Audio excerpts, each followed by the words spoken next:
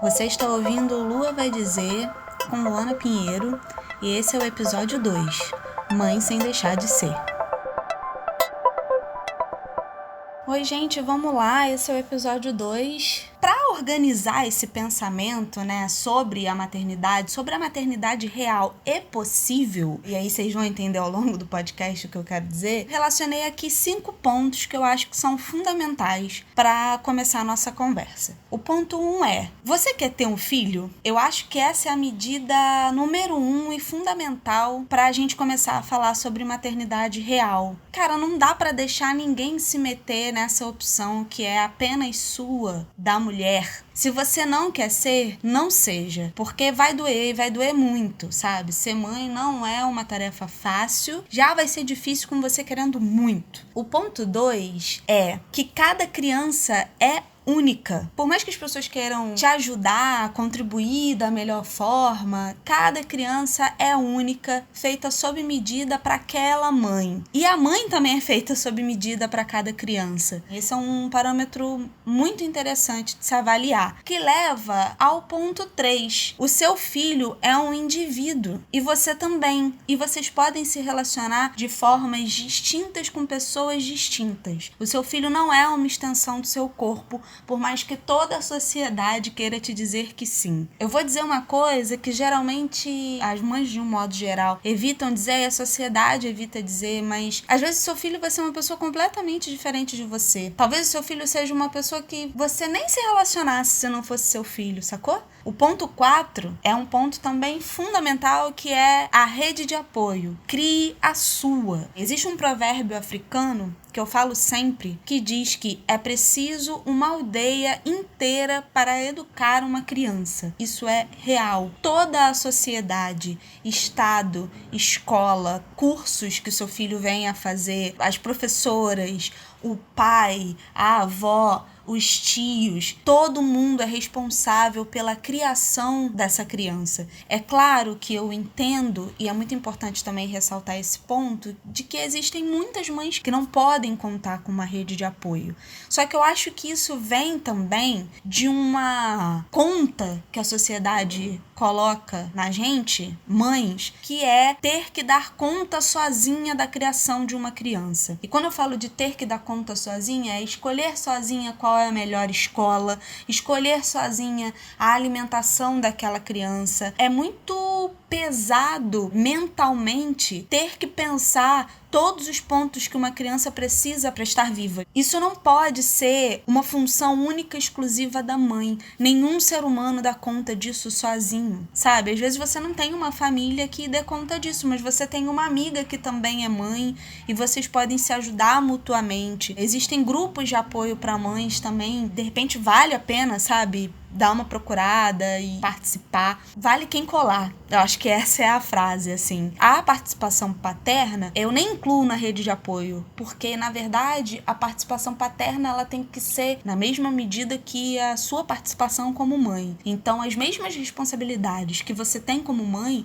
o pai precisa ter como pai. Tem que ser uma figura que esteja junto com você, do seu lado. Então, a rede de apoio, ela é para além de pai e de mãe. Um indivíduo não dá conta, 2 indivíduos também não dão conta. O ponto 5 é o livre-se da culpa cristã. Bônus track da maternidade é a culpa. Você se culpa por tudo, até pelo que você não tem culpa. Na verdade, na maioria das vezes você se culpa pelo que você não tem culpa. Ausente-se se for preciso e não se culpe por isso. Tá tudo bem, o seu filho vai sobreviver, vai ter alguém que vai dar conta pra você. O ponto 2 desse 5, digamos que seja o 5.2, é o você não vai dar conta de tudo e tá tudo bem também. Às vezes não vai dar pra pagar a escola particular. Às vezes não vai dar para comprar a melhor marca do leite. Lembrando que esse podcast fala do meu ponto de visão, que é esse lugar de uma mãe periférica que trabalha e que é pobre. Na maioria das vezes não vai dar. Mas tá tudo bem pra caralho, cara. É foda, mas é possível. Como é que eu descobri esses 5 pontos? Cara, eu descobri as respostas vivendo, sabe? Dando com a cabeça na parede, tropeçando, me culpando, achando que eu era uma mãe de merda muitas vezes e entendendo também qual era o meu lugar no mundo e qual era o lugar dos meus filhos no mundo. Enfim, eu separei aqui mais ou menos uma linha do tempo pra falar também um pouco pra vocês como é que foi pra mim a vivência da maternidade, né? Eu sempre quis ser mãe, sempre foi uma vontade minha, mas em nenhum momento eu planejei, porque eu também tinha muitas outras vontades. Eu queria estudar, eu queria fazer um bando de outras coisas. Só que quando eu tinha ali por volta de 21 anos, eu descobri que eu tava grávida. Fiquei muito feliz, né, e tudo mais, só que eu tive um aborto espontâneo aos 3 meses. E isso me levou para um outro lugar, sabe, da percepção da maternidade. Foi muito doloroso perder um filho. 5 meses depois dessa perda, eu engravidei do Ícaro, também não planejado. Durante esses 5 meses eu vivi um processo, talvez tenha sido o primeiro de dor mesmo, pensando, né, poxa, se meu bebê não tivesse indo embora, ele ainda estaria aqui, ele teria quantos meses, quando ele teria nascido, né? Então eu acabei tendo uma conexão com a maternidade antes de ser mãe efetivamente. Além da perda desse meu bebê, eu sou a mais velha de 8 netos. A minha mãe e a minha tia, e meu tio também, né, criaram a gente muito junto. Então, assim, eu troquei fralda de muita criança. A minha irmã mais nova, a Kita, ela é 10 anos mais nova do que eu, então eu cuidei muito da Kita, eu dei muito banho, eu dei muita comida, então eu acabei tendo uma relação muito grande, né, com cuidado com crianças desde muito cedo. E, bom, engravidei do Ícaro, tive o Ícaro, foi incrível. Eu engravidei no meio de um processo de autoconhecimento muito importante, porque eu perdi o meu primeiro bebê em dezembro e em maio eu descobri que eu tava grávida do Ícaro. Só que em abril eu fui convidada para ser produtora da Escola Livre de Cinema. Eu já era produtora do Buraco do Getúlio, do Cineclube, então eu tava no meio de um processo de me entender como produtora, de entender o meu lugar no mercado de trabalho. Eu trabalhei até os 8 meses de gravidez. No meio dessa gravidez, eu produzi várias turmas, um festival de cinema, eu montei uma biblioteca dentro da escola de cinema,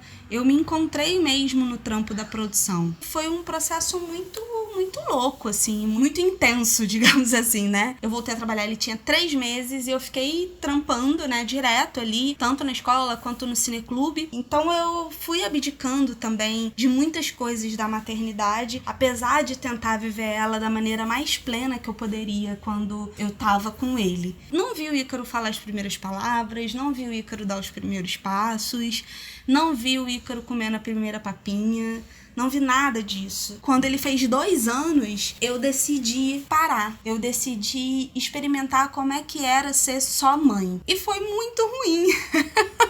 Porque eu surtei, assim. Eu percebi que aquela não era eu. Entendi que acabava que eu fazia muito mais mal pra ele do que quando eu trabalhava. Era muito mais legal chegar em casa depois de um dia todo de trabalho e ficar com ele e passar os finais de semana com ele. Esse foi um momento muito importante de entender que, cara, tá tudo bem, eu posso ser mãe, eu posso ser 1 milhão de outras coisas, sabe? Eu não tô dizendo aqui que foi fácil. É muito difícil a gente desmistificar esse lugar da maternidade como a mãe sendo aquela pessoa que tem que abdicar de tudo por conta do filho. Mas eu acho que é importante a gente perceber o que a gente quer da nossa vida também, né? Como indivíduo. A mistura de intuição, intuir como cuidar melhor do seu filho, intuir como cuidar melhor de você, o autoconhecimento. E quando eu falo de autoconhecimento, não é que você precise primeiro super se autoconhecer, entrar numa onda budista, sabe? Fazer um monte de coisa pra ter um autoconhecimento pleno antes de ser mãe. Não, mas é se ouvir. E o ponto 3 é respeito. Respeito a você e respeito à sua cria. Respeito por quem vocês são. Então eu acho que é a união dessas 3 coisas, sabe? Intuição, autoconhecimento e respeito. A minha segunda jornada na maternidade, ela se deu aos 30 anos, né, quando eu fui mãe solo. A experiência de ser mãe do Ícaro, que é o meu filho mais velho, né, que tá com 10 anos agora, ela é uma experiência angularmente diferente da minha experiência com o João. Eu tinha acabado de sair de um relacionamento muito longo e engravidei sem estar numa relação. Sobre essa experiência, o que eu tenho pra dizer, óbvio, existem muitos contras, sabe? E é muito complicado socialmente também. O peso social sempre é bastante grande, seja a mãe tendo 15 anos, seja a mãe tendo 40. Mas existem alguns prós também, sabe? Uma coisa que ninguém fala é que às vezes é muito difícil você dar conta de um bebê e de um companheiro. Infelizmente, às vezes os homens não são companheiros, eles só são um peso a mais. Só que assim, cara, quando a gente é mãe, o nosso corpo inteiro tá numa missão. É alimentar aquela criança, é fazer aquela criança sobreviver, aqueles primeiros meses que são os mais difíceis, né? Tá rolando um barulhinho aqui. Bom, gente, vai vazar um som e é isso. É muito difícil voltar a uma rotina sexual depois de ter um filho. Por muitos motivos, assim. Pra mim, existiu esse pró. Ter um puerpério completamente voltado pro meu filho. Claro, eu também falo aqui de um lugar muito privilegiado, de ter uma rede de apoio já consolidada. É isso, sabe? Eu descobri muito que era melhor estar cercada de pessoas que carregavam esse barco junto comigo. E assim, cara, é muito importante também falar das pessoas que permanecem, né, carregando o barco, porque às vezes quando você é mãe solo, num primeiro momento vem uma galera, sabe? E aí, o que você precisa? Você precisa de alguém com você? Você precisa de alguém passando as noites com você durante o puerpério? Você precisa de grana? Mas, cara, depois que a criança faz 6 meses, 1 ano, as pessoas não permanecem. As pessoas vão tocar as suas vidas. Eu agradeço muito as pessoas que permaneceram. E eu preciso dizer uma coisa que é definitiva, assim. Você nunca é culpada de absolutamente nada. Você não é culpada por ter escolhido ter a criança. Você não é culpada se você fizer determinadas escolhas que as outras pessoas que estão em volta de você julgam ser erradas. As escolhas, elas só são suas, em prol de você mesma e do seu filho. Não deixa que ninguém te cobre absolutamente nada, sabe? Existem algumas escolhas que eu fiz que não é que eu me arrependa, mas que talvez eu fizesse de outra forma. E tem coisas que, cara, uma série de pessoas se afastaram de mim por escolhas que eu fiz e que eu não faria de outra forma. Quando as pessoas forem te cobrar, cara, você fala pra elas, cara, por que você não cobra o cara? Por que você tá cobrando a mim? Esse é um ponto muito importante. As pessoas nunca querem bater de frente com um homem. Então, até numa realidade de maternidade solo, as pessoas, elas, infelizmente, elas vêm cobrar de você e não do cara que te deixou na mão. Bom, eu queria fazer uma parte nesse podcast para falar sobre a maternidade no meio dessa pandemia, né, do Covid-19. Acho que a primeira coisa que me impactou, assim, de cara foi a perda dessa rede de apoio que é a escola e a creche. A escola e a creche, elas dão, né, um cotidiano ali para a criança, um horário para a criança, né? A criança, ela se acostuma com essa rotina, né? E isso organiza a vida da criança. E a nossa também. Então, acho que esse foi o primeiro impacto, assim, cara, e agora? E aí eu queria reforçar a importância da rede de apoio que não é essa da escola e da creche, né? Que é a rede de apoio que você cria. Seja uma mãe, uma tia, uma avó, uma amiga. A criança também fica muito agitada, né? Porque ela não entende muito bem o porquê dessa mudança. Eu acho que crianças mais velhas, como o Ícaro, que tem 10 anos, você senta, você conversa, né? Agora com o João, que tem 3, que tinha acabado de iniciar a rotina escolar dele, ele foi, sei lá, 2 semanas pra creche e até hoje, meses depois, ele me pergunta, mãe, e a escola? Cara, de chorar, né?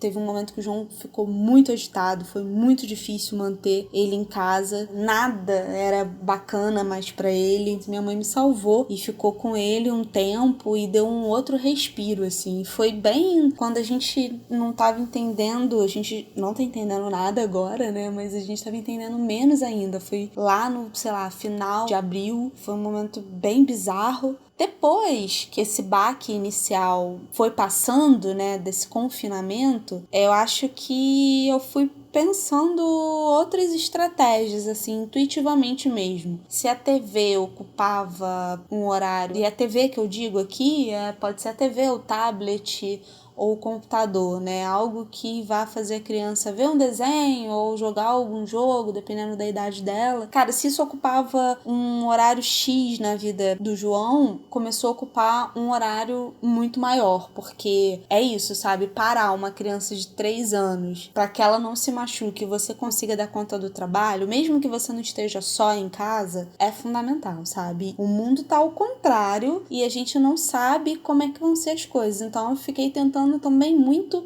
não me culpar por manter ele na frente da TV mais tempo do que era antes, porque o antes não existe mais. E também apresentar outras possibilidades. O João passou a desenhar muito mais pós-pandemia, assim. Dar bastante papel para ele, bastante caneta, bastante canetinha. Usar a estratégia de, sei lá, pendrive com os desenhos que ele mais gosta na TV, enquanto eu trabalho no mesmo ambiente. E aí é isso. Estratégia também para trabalho, fone no ouvido e vida que segue. E é isso que eu venho fazendo, sabe? Novas estratégias, apresentar livros, nem que seja para ele folhear sozinho, apresentar novos desenhos, porque as crianças, elas são tecnológicas, não tem jeito, cada vez mais. Então é sempre renovar esse repertório dele. Renovar também um repertório que vá fazer ele manipular objetos, seja com desenho, seja reapresentar brinquedos. A criança, às vezes, ela esquece brinquedos que ela tem. E dá atenção também, né? Sempre que a criança falar com você, tentar responder a ela. É difícil, não é fácil. Mãe, oi, meu filho, o que foi? Nem que você demore alguns segundos ou um minuto terminando a sua tarefa, mas sempre tentar responder a criança. Que não seja você, mas que seja o adulto, a pessoa que esteja no mesmo ambiente que você. Então, é isso. Estamos todos entendendo aqui, reentendendo, reconectando as coisas. Acho que agora tá muito mais tranquilo, mas foram meses bem difíceis, assim, se adaptar a essa nova rotina de estar em casa todo o tempo, né? Eu queria falar só mais um adendo de uma outra perspectiva também de ser mãe na pandemia, que foi o aspecto de ser mãe de uma criança que não mora comigo e faz parte do grupo de risco, né, que é o Ícaro. Eu fiquei mais de 2 meses sem ver o meu filho. E isso foi o maior tempo na vida, né, que eu fiquei sem vê-lo. Foi difícil a beça, foi também um outro choque, assim. E a minha sorte é que ele já tem 10 anos, a gente consegue se comunicar sem ter que passar por ninguém essa comunicação, né? A gente se fala direto, ele já tem um celular. E depois foi achar estratégias. Primeiro, eu passei a ir até Nova Iguaçu, que é onde ele mora, eu agora moro no Rio, ir até a casa da minha mãe em Nova Iguaçu e passar um tempo com ele lá na casa da minha mãe, né? Então chegar, fazer todo o processo de desinfecção, tomar banho, álcool e tudo, e ficar com ele lá, para não ter que fazer esse translado. Até nem tinha como, porque essa coisa do Uber parou, o transporte intermunicipal também parou, então naquele momento nem tinha como fazer de outra forma. E agora, pela primeira vez depois desse tempo todo, desde lá final de março, início de abril, esse fim de semana ele veio passar um fim de semana aqui em casa. E eu tenho brincado mais sério, que eu tenho trabalhado para pagar o Uber, né? Então é um pouco isso mesmo, essas dores e delícias da maternidade. Acho que é um pouco por aí. O podcast de hoje é rapidinho mesmo. Ele é uma reflexão sobre maternidade, sobre as coisas que eu acredito. Hoje eu vivo uma maternidade muito plena, na minha medida. É uma maternidade que encontra muitos percalços, óbvio, mas é uma maternidade plena porque eu entendi que era a minha maternidade possível. O Ícaro hoje mora com o pai, essa relação é muito tranquila. Foi muito importante entender que o meu filho precisava estar próximo do pai naquele momento, mais do que próximo a mim. Isso acontece também, como eu disse, mãe não é super-herói, mãe é um ser humano como qualquer outro, então tudo bem o seu filho morar com o pai em algum momento da vida, ou sempre. Isso não é um bicho de 7 cabeças. E vivo aqui com o João, que agora tá aqui cochilando no meu colinho enquanto eu gravo esse podcast desabafo, como sempre, pra vocês. Então é isso, gente. Eu espero que vocês tenham gostado das reflexões. Qualquer dúvida, pergunta, os meus canais nas redes estão abertos. Eu tô aqui. Queria deixar 3 palavrinhas aqui pra finalizar. O meu segredo é equilíbrio, individualidade e amor. Amor por mim e amor por eles. Esse foi o Lua Vai Dizer? Neném. Tá, a gente já vai. Esse é o Lua Vai Dizer. O episódio foi o episódio 2. Mãe Sem Deixar de Ser. A vinheta é do senhor Diego Giovagnoli. A edição da maravilhosa Josi Antunes. E as artes são a cargo do nosso querido Renato Cafuso. Espero vocês na próxima. Um beijo!